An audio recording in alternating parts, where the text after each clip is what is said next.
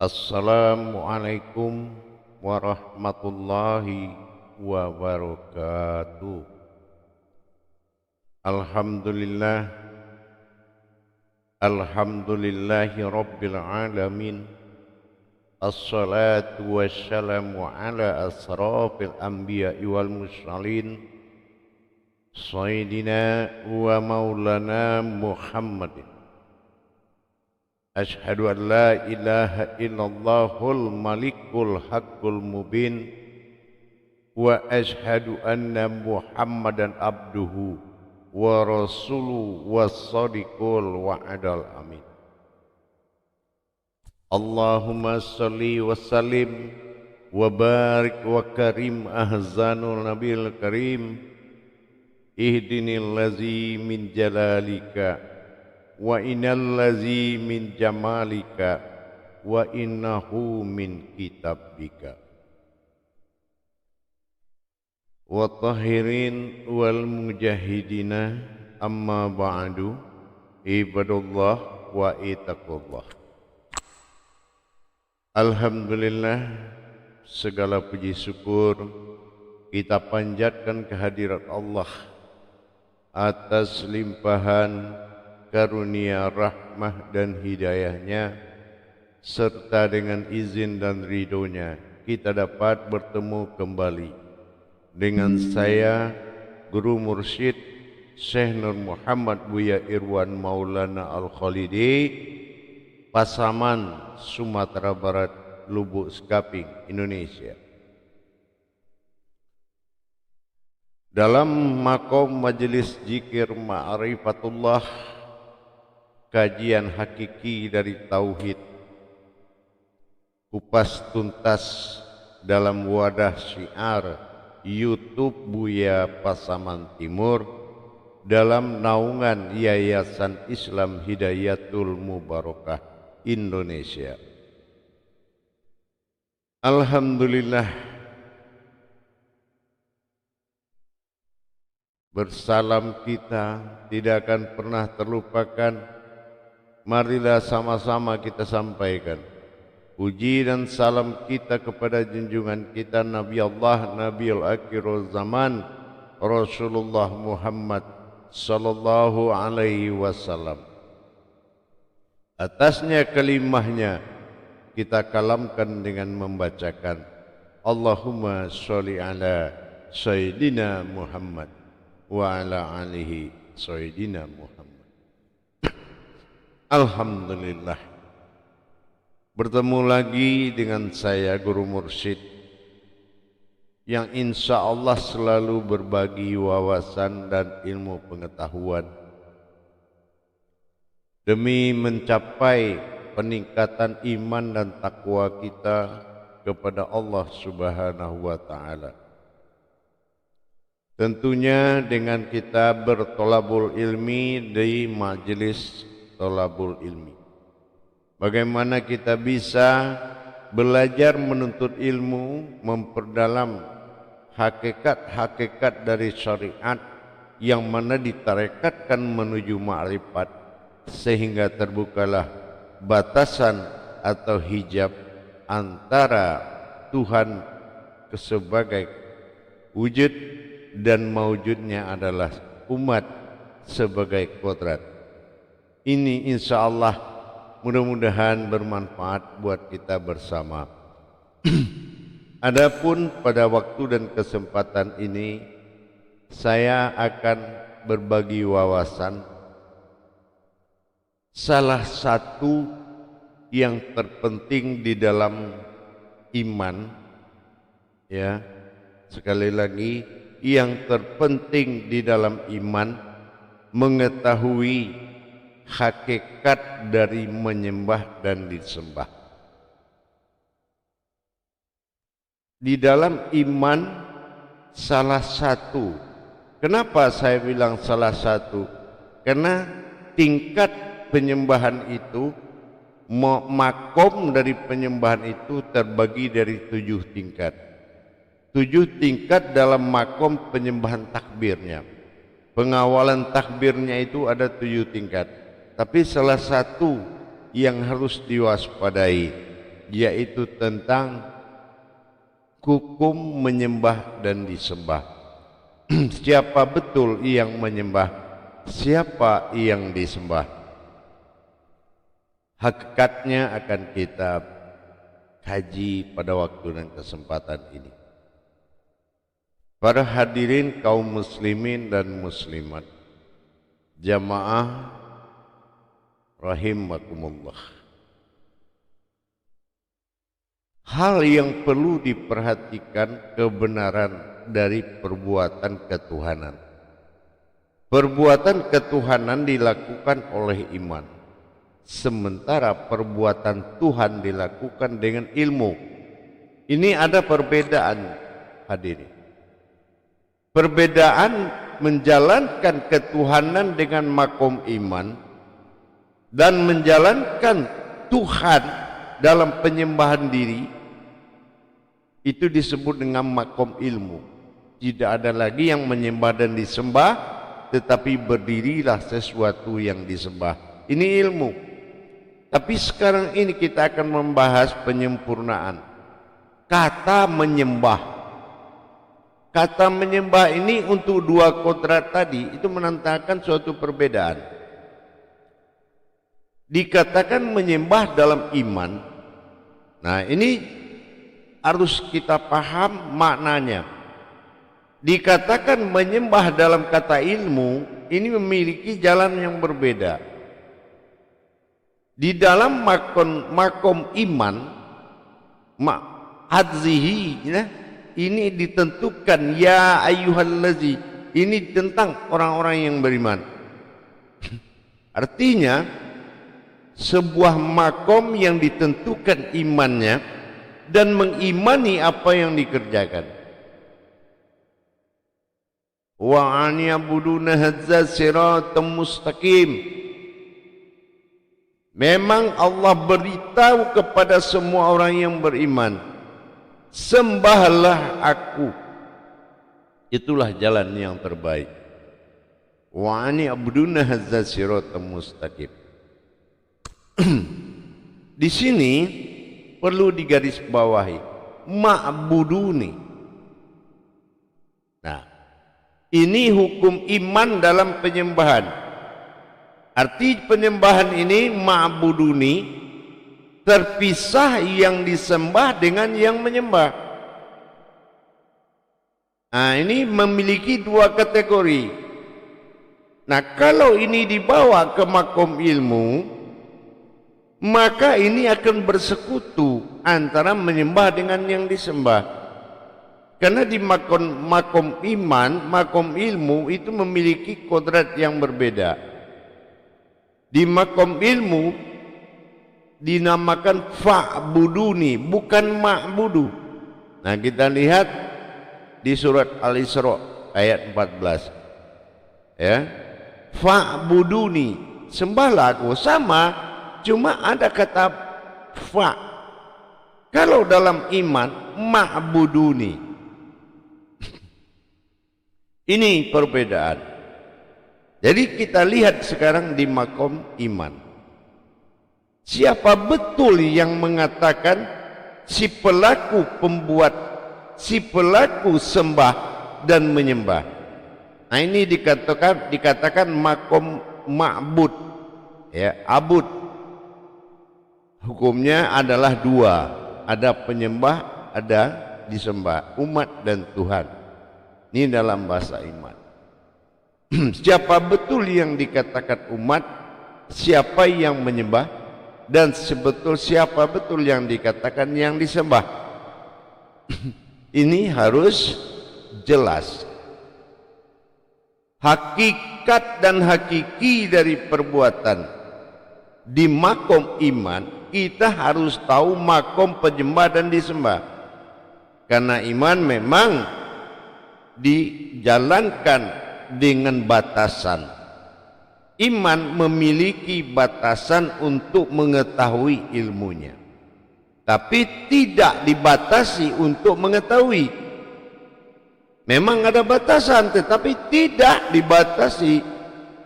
Nah, di sini harus tahu bagaimana kita bisa melakukan tidak bersekutunya, laisa kamitslihi min syai'un, tidak ada yang setara dengan aku. Kalau dua, apakah nanti akan setara atau tidak? Nah, pasti kita menjadikan tidak setara. Nah, kalau dia tidak setara, maka itu namanya bersekutu. Maka diwajibkan mencari yang setara dalam hukum penyembahan. Nah, siapa yang dikatakan setara? Hanya satu, ya, satu, tidak ada duanya. Itu namanya setara. Nah, siapa yang satu dalam makom menyembah dan disembah? Jamaah yang dirahmati Allah rahimakumullah, sangat dipentingkan mendirikan hakikat di dalam syariat itu sangat wajib. Tanpa adanya hakikat, syariat itu tidak akan muncul sebagai fikih. Karena fikih itu bermakna faqih atau faham.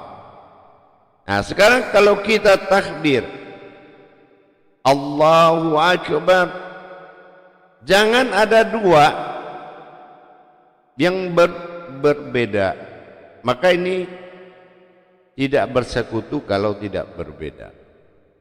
Nah, mana yang terjadi dalam penciptaan dia sama, tapi dalam penyembahan dia berbeda.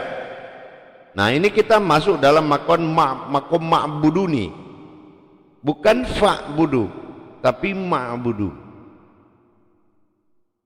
Nah, bagi saudara-saudara saya, ini harus benar-benar dipahami antara al-abidun wal ma'budun.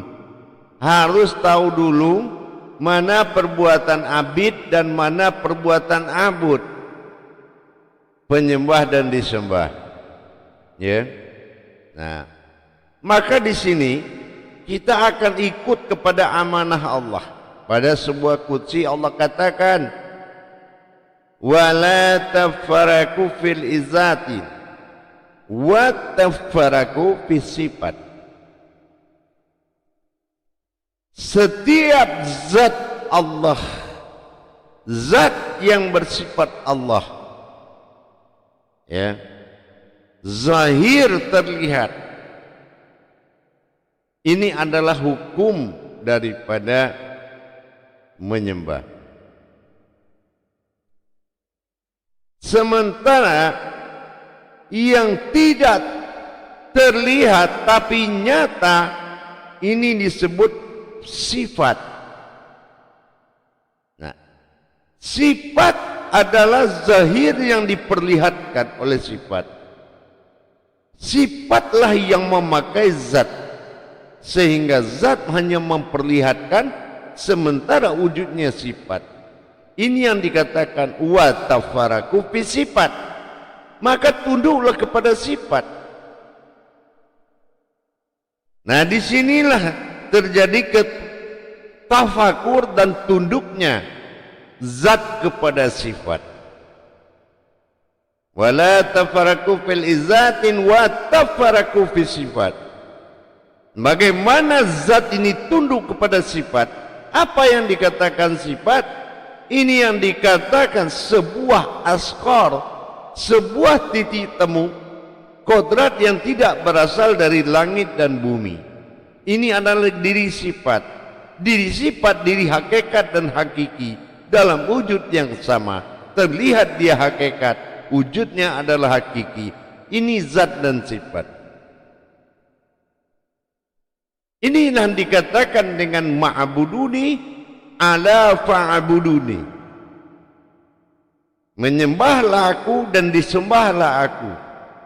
Nah, ini dalam penetapan dua kodrat dalam satu wujud, bahwasannya terlihatnya hakikat hakiki itu berupa hakikat.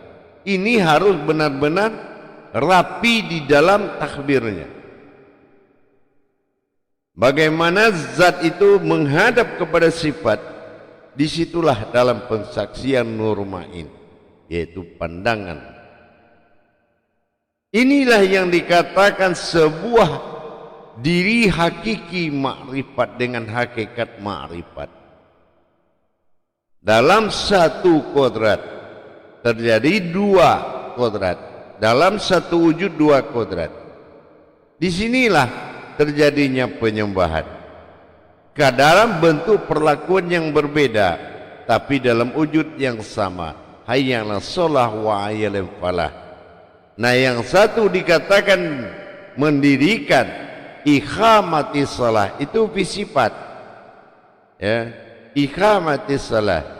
Nah, itu namanya mendirikan sifat. Kalau kita sudah bisa memahami ifa'alus shalah, mengerjakan. Nah, ini dikerjakan oleh kodrat iman. Ya. Kodrat iman. Nah, ini mengerjakan. Sementara kodrat ilmu dia mendirikan. Ini yang disebut dengan dua kodrat tapi satu wujud. Yang mana fizat dan fisifat ini adalah satu kesatuan yang harus menjadi perhatian di saat kita takbir. Jamaah yang dirahmati Allah rahimakumullah. Persoalan dari menyembah dan disembah tadi ini kembali kepada kodrat yang sempurna, yang mana dikatakan kodrat sempurna itu berdirinya penampakan zat Allah terhadap wujud dari sifatnya. Jadi sifat adalah suatu kodrat yang tidak diasali oleh langit dan bumi, sementara zat adalah kunahnya. Dan sementara kunalnya adalah zat, kunahnya adalah sifat. Nah, ini yang dikatakan dua kali kun fayakun. Kunah wa'al fil kunal. Jadi dua zat, satu zat menuju sifat, meskipun itu dalam satu wujud. Ini yang dikatakan penyembahan. Kalau kita bawa ke tingkat wujud, maka tidak berlaku penyembahan. Penyembahan di makom ilmu adalah pengabdian. Pengabdian yang dilakukan oleh zat kepada sifat. Itu dalam hukum ilmu namanya menyembah. Ya. Dalam 24 jam jatuh salatnya tawaf. Shallu ala min tawaf. Tapi kalau dalam makom iman, nah ini shalawatul fil mihrab, dibutuhkan perpindahan di dalam takbir. Nah, ini wawasan seperti ini untuk perbuatan hakikat sangat penting sekali. Karena apabila seseorang merasa dia umat dan merasa Tuhan ada tapi entah di mana, ini membatalkan jalur tarekohnya. Apa tarekoh salat? Yaitu gerakan. Sudahkah kita paham yang mana dikatakan abidu al-ma'budu? Maka Allah nasihati, asyhadu an la ilaha illallah wa la na'budu bihaq. Kalau kamu memang belum memahami bagaimana tidak ada Tuhan selain Allah, wala ma'budu bihaqin, janganlah salah menyembahnya. Jadi kalau kita tidak mengerti dengan penetapan syahadat atau kebangkitan Tuhan pada diri, maka dikhawatirkan la ma'budu bihaqin, yaitu terjadi salah penyembahan. Nah, ini diakibatkan innani anallah, ya. Yang ini kalau di Toha, pengakuan Toha 14, sesungguhnya akulah Allah, ya. Jadi kalau sudah kita paham mana dalam penyebutan Allah sebagai kunal, mana dalam penyebutan Allah sebagai kunah. Artinya apa? Penyebutan Allah sebagai Tuhan dan sebutan Allah sebagai umat. Ini juga jarang ditemui di dalam iman. tetapi pembuktiannya sangat banyak. Salah satu kita buktikan dari azan. Azan itu yang dipanggil Allah, yang menghadap Allah. Nah inilah tadi dikatakan 2 kali panggilan azan. Allah juga yang dipanggil 2 kali. Ini menandakan ada perbedaan dari kalam satu kalam tadi. Yang ada hu Allah, yang ada huwallah. Nah ini ada dia menyebut Allah, ada aku dalam sebutan Allah. Ini ada 2 kodrat. Artinya harus satu wujud terbagi 2. Ini dalam makom hukum ibadah. Kalau dalam makom hukum ilmu ada 2 dalam kodrat, ahad dan wahid, ta'ala dan ilah. Jadi ada dalam makom ilmu. Tetapi dalam makom hakiki tauhid tidak ada lagi aku dan tidak ada lagi dia, tetapi aku adalah dia dan dia itu adalah aku. Nah ini yang dikatakan tingkatan-tingkatan takbir dan termasuk tingkatan pemahaman ilmu. Jemaah yang dirahmati Allah, kaum muslimin dan muslimat rahimakumullah.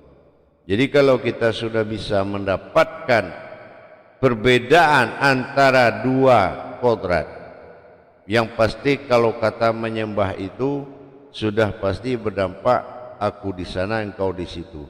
Jadi sudah pasti berdampak 2 jalan. Tapi 2 jalan bukanlah 2 wujud. 1 wujud dalam 2 jalan. Nah disinilah terjadinya bahwasannya zat dan sifat itu sulit akan dipisahkan. Ya. Sulit sangat dipisahkan. Kenapa? Di sifat adalah menandakan asal usul, sementara zat adalah asal, sifat adalah usul. Nah sementara dalam qudsi Allah menetapkan wala tafarraqu fil izzat, ya, wa tafarraqu fis sifat. Jangan engkau tunduk kepada zat, tapi tunduklah kepada sifat. Tunduk itu sujud atau menyembah. Nah beda dengan ilmu. Kalau ilmu tidak ada lagi yang menyembah, melainkan seseorang mengabdi kepada Tuhannya. Itu yang disebutkan menyembah. Di makam tauhid hakiki juga seperti itu. Tidak ada lagi yang menyembah dan disembah, melainkan dirinya semata. Ini juga dibutuhkan perjalanan iman yang sangat kuat, yang mana tidak merusak perjalanan rohani. Jadi berbeda dengan kita menilai perjalanan rohani secara hakikat dan hakiki. Jadi dalam kodrat kata menyembah dan disembah, sebutan Allah, sebutan umat itu dimiliki oleh perbuatan zat dan sifat. Itulah artinya yang dikatakan sembah menyembah, yang mana seorang insan itu mendirikan berdirinya zat menghadap sifat. Nah ini yang dikatakan bertingkahnya aku pada sifatku sendiri, bersifat aku pada sifatku sendiri. Itu yang dikatakan dengan menyembah. Jadi dengan demikian kita sudah bisa membedakan mana yang dikatakan perbuatan menyembah dan disembah. Itu bukanlah seseorang menyembah Tuhan, tapi berdirinya zatnya Allah menuju sifatnya Allah. Jadi kalau zat dan sifat itu, itulah yang dikatakan hukum menyembah dan disembah. Yang mana yang bertakbir dengan yang telah melakukan takbir berbeda, karena dua-dua perjalanan. Pertama dikatakan if'alus, yang kedua ikamatis. Yang ikamatis mendirikan, if'alus mengerjakan. Inilah yang dikatakan 2 perkara yang akan menjadi lillahi ta'ala. Apa itu menjadi usulinya? Lillah adalah ilah Tuhan, ta'ala juga Tuhan. Ta'ala ini artinya ta' itu menandakan menyembah atau ibadah. Ala ada sifat Tuhan dan ilah adalah Tuhan. Jadi mana Tuhan yang menyembah Tuhan? Nah ini yang dikatakan ta'ala kepada ilah. Ta'ala Rabbil Alamin, ilah tu ilahinas. Berbeda ilahinas dengan Rabbil Alamin, sama-sama Tuhan dan sekalian alam. Rabbi itu dinamakan ilah, dikatakan dengan ta'ala adalah Tuhan dari sekalian alam. Rabb tapi ilah adalah Tuhan bagi diri. Nah ini lillahi ta'ala, makanya usolli sholat itu adalah lillahi ta'ala. Bagaimana ta'ala sifat wujud Tuhan, ilah adalah menghadap kepada wujud. Ini yang dikatakan dengan zat dan sifat. Kalau tidak zat dan sifat, tidak mungkin ada kata menyembah. Alhamdulillah para jemaah sekalian, para hadirin, insyaallah mudah-mudahan bisa bermanfaat bagi yang melakukan ibadah kepada Allah dengan makom iman dan ilmu memiliki perbedaan. Kalau sudah ada kita tahu perbedaan, maka kita akan merasakan juga perbedaan dari 5 waktu. Tapi kalau kita tidak tahu perbedaan sembah menyembah, maka fungsi dari rakaat dan waktu ba'da tidak akan bisa difungsikan kalau tidak memahami siapa menyembah dan siapa disembah secara hakikat dan hakiki. Alhamdulillah, insyaallah mudah-mudahan bisa bermanfaat bagi kita semua. Alhamdulillah, mudah-mudahan bisa dilakukan supaya bisa mencapai mabrur dalam ibadah, mustajab dalam ilmu. Alhamdulillah, akhirul kalam. Wabillahi taufiq wal hidayah. Wassalamualaikum warahmatullahi wabarakatuh.